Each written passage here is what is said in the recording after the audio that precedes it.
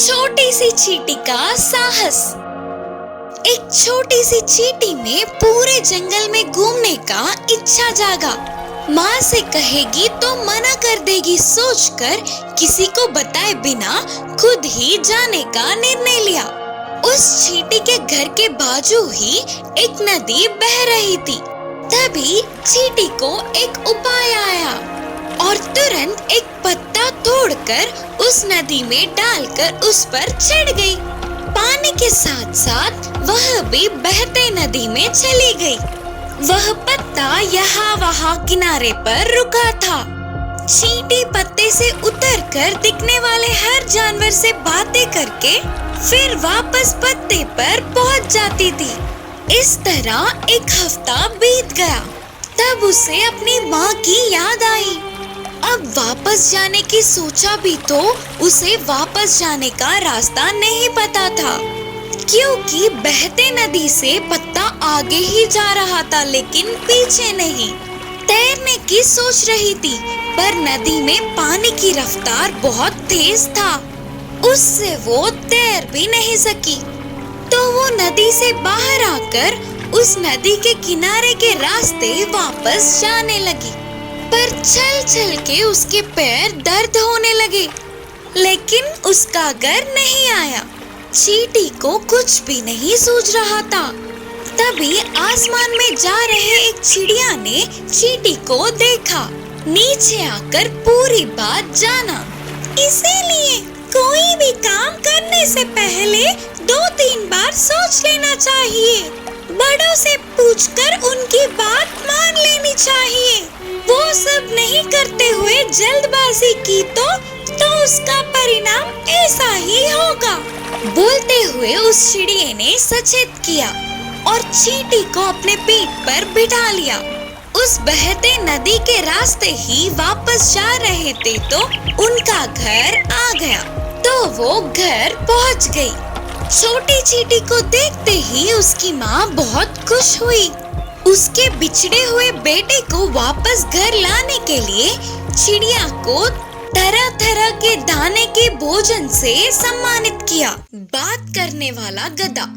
अकबर बीरबल की कहानियाँ।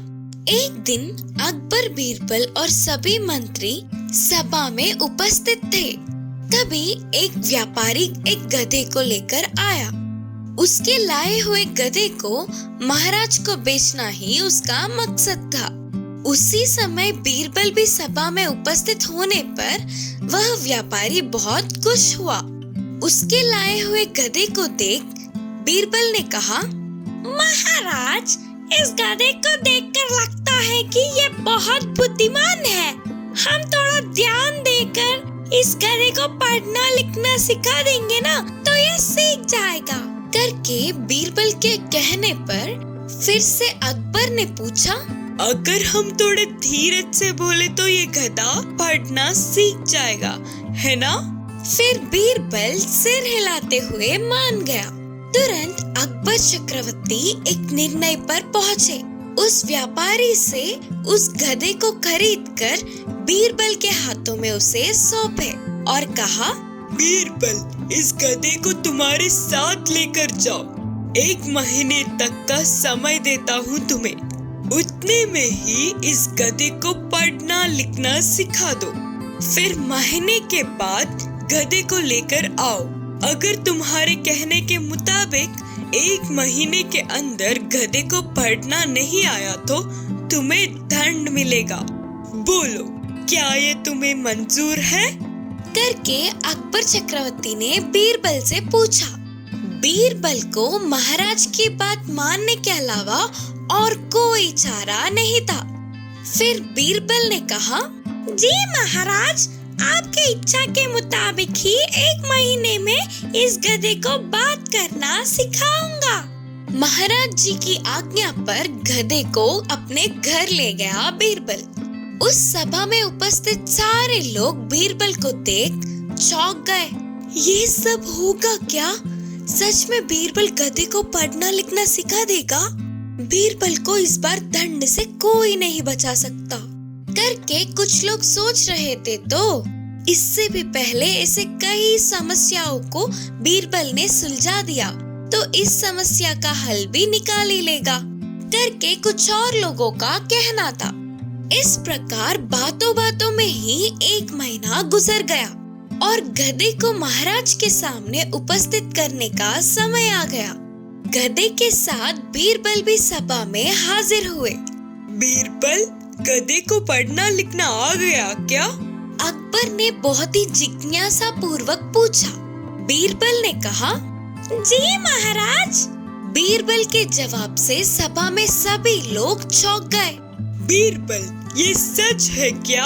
इस गधे से अभी कुछ पढ़ा के दिखाओ। तुरंत बीरबल एक किताब लाकर गधे के सामने रखा। सभा में सभी लोग देखकर हैरान हो गए कि गधा अपने जीभ से किताब के पन्ने पलटने लगा।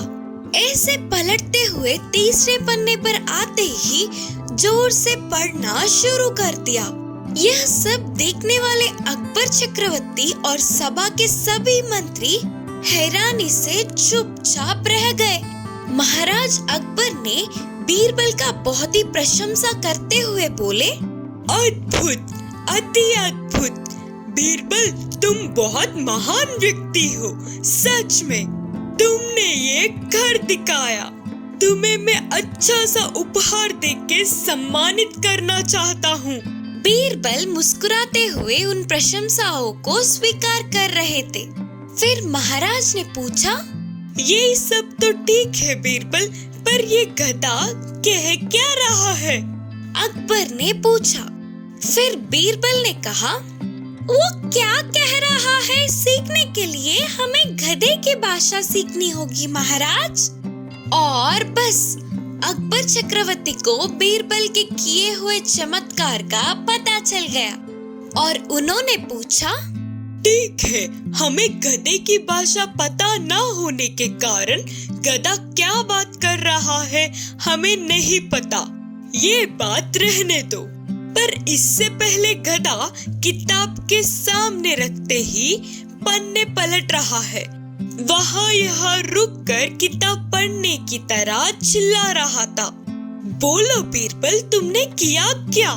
किताब पढ़ना उसे कैसे सिखाया? अकबर चक्रवर्ती के पूछे गए प्रश्न को बीरबल ने जवाब देते हुए कहा, महाराज जी, उस गधे को देखकर आपके सामने प्रशंसा करे तो उस व्यापारी को पैसे मिलेंगे ना, इसीलिए आपके सामने वैसा कहना पड़ा। लेकिन आपने तुरंत 1 महीने का मोहलत देकर गधे को पढ़ना लिखना सिखाने का आज्ञा दिया। पशुओं से बात करवाने के लिए मुझे कोई जादू नहीं पता। पर अभी आप ही मान गए ना कि किताब के पन्ने को पलटते हुए पढ़ रहा था करके, इसीलिए मैं अभी आपको सच बताता हूँ। लेकिन आप पूरा सच सुनने के बाद मुझे धन नहीं दोगे। अकबर उसके लिए मान गए। फिर बीरबल ने कहा, महाराज, गधे को घर ले जाने के पश्चात एक पूरा दिन उसे भोजन नहीं दिया। इससे वो भूख के कारण चिल्लाने लगा। अगले दिन इस किताब के पन्ने में घास रखा। पहले ही भूखा था ना, उसके साथ ही किताब में घास दिखाई दे रहा था। और क्या, उसने जल्दी से किताब खोलकर वहाँ पे रखे गए घास को खा लिया। ऐसे दूसरे दिन दूसरे पन्ने में घास रखकर गधे के सामने रख दिया। किताब उसके सामने रखते ही उसमें घास होगा सोचकर जल्दी से उसने किताब को खोला। कुछ नहीं दिखा तो तुरंत उसने दूसरा पन्ना खोला। इस बार भी उसे वहाँ घास दिखा तो वो लेकर खा गया। तीसरे दिन सिर्फ किताब को ही गधे के सामने रखा, उसमें घास नहीं था। इस बार किताब में घास नहीं रखा तो गधा जोर से चिल्लाने लगा। इस प्रकार 1 महीने तक गधे को मैंने सिखाया। बस इसी तरह आपको दिए हुए वादे को मैंने निभाया। बोलते हुए बीरबल ने किस प्रकार गधे से बात करवाया करके महाराज को विवरण किया। उस सभा में सभी लोग तालियां बजाते हुए बीरबल की तारीफें करने लगे। जादुई चूहे की कहानी। एक गांव में कोटैया नाम का एक किसान रहता था। कोटैया के पास बहुत जमीन था।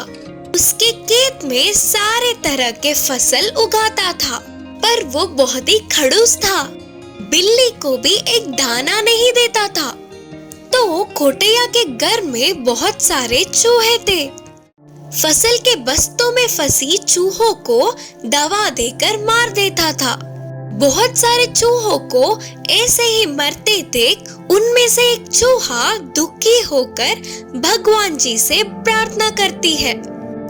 भगवान जी, मेरे माँ बाप को उस कोटैया ने मार दिया। बस उन्हें ही नहीं, मेरे परिवार में आधे से ज्यादा चूहों को तो उसने मार दिया। और अब बचे हुए हम ऐसे मरने के लिए तैयार नहीं हैं। हम ऐसे ना मरे करके हमें कोई वरदान दो भगवान जी। ऐसे सच्चे मन से प्रार्थना करने वाली चूहे के सामने भगवान जी तुरंत प्रकट हुए और पूछा, चूहे, तेरी सच्चाई से मैं खुश हुआ। तुझे कौन सा वरदान चाहिए? अपनी इच्छा मांगो। मैं कोई दवाई से ना मरूं, ऐसा कोई वरदान दो भगवान जी।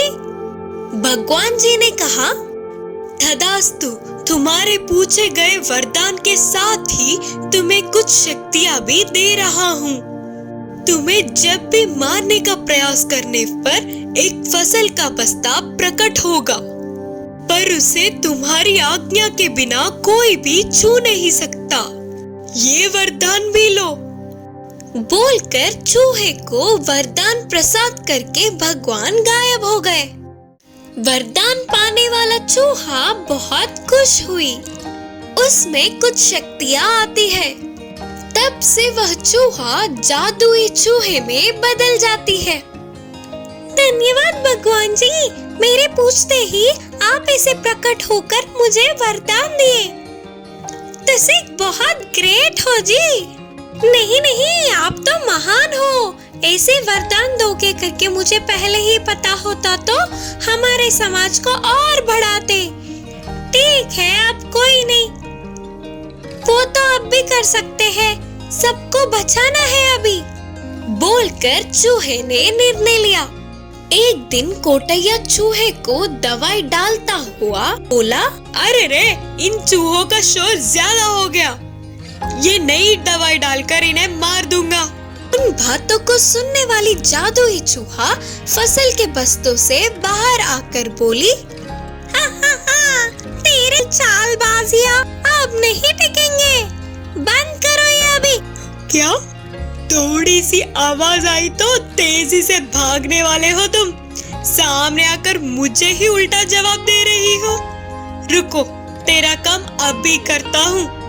बोलते हुए लकड़ी से मारने लगा, पर चूहा उसे नहीं मिली। रुक रे रुक। तुम्हारे बोलते ही सुनने के लिए तुम बड़े मेरे मालिक हो क्या? जाओ जाओ। क्या तुझे कितनी घमंड है? मुझे कितनी बातें सुना रहा है। रुक रे रुक, तेरा काम तो अभी करता हूँ। बोलते हुए चूहे को लाठी से एक मारता है। उस चूहे को मार लगते ही वहाँ तुरंत एक फसल का बस्ता प्रकट होता है। उसको देखते ही झटका खाने वाला कोटैया पास गया तो वो बस्ता बाहर के फसल का ही है।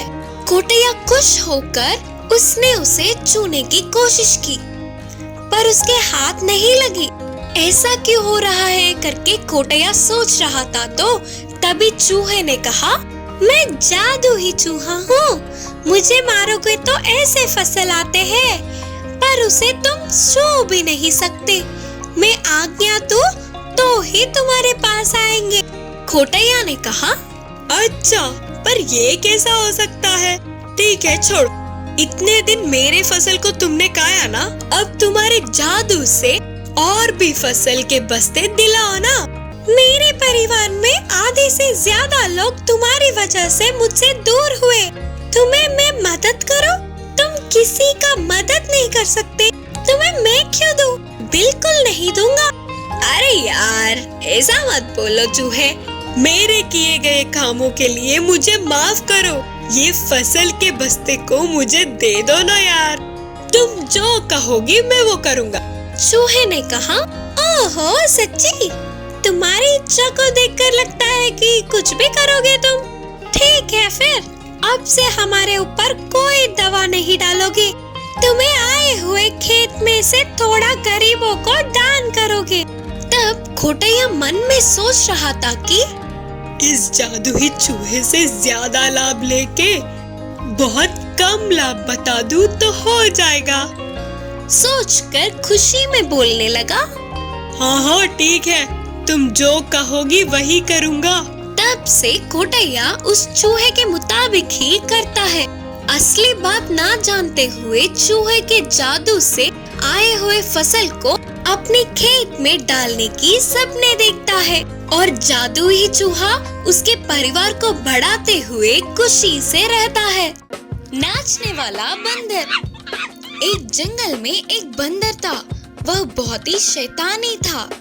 बाकी के बंदरों से खुद को महान समझता था। हमेशा सभी बंदरों से अपनी तारीफें करवाता था। वह उन सब से महान था ना, तो कभी कभी भीड़ से दूर जंगल में अकेले घूमता था। इसी जंगल में एक बहुत चालाक लोमड़ी थी। वह भोजन के लिए सारे जगहों में घूमती थी। उसका आना देख लोमड़ी के हाथ लगेंगे तो काम खत्म करके बाकी के छोटे छोटे जानवर बच के निकल जाते। इससे वह पेट भर का भोजन खाकर बहुत दिन हो गए।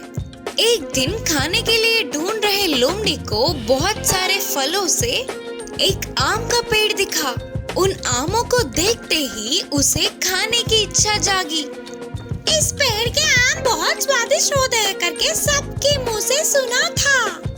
आज किसी भी तरह इन्हें खाकर मेरी भूख को बुझाना ही होगा करके सोची लोमड़ी। लेकिन आम इतने ऊंचाई में थे कि उसको नहीं मिले। फिर भी उछल उछल कर उन आमों को लेने की कोशिश की। कितना उछलने पर भी फल नहीं मिल रहे थे। लेकिन ऐसे स्वादिष्ट एक आम को तो खाना ही है करके दृढ़ निश्चय किया। ऐसे बार बार कोशिश करती रही। इस लोमड़ी को देख पेड़ पर बैठा शैतान बंदर गिर गिर के हंस पड़ा। उस बंदर को देखते ही लोमड़ी को एक चाल सूझी।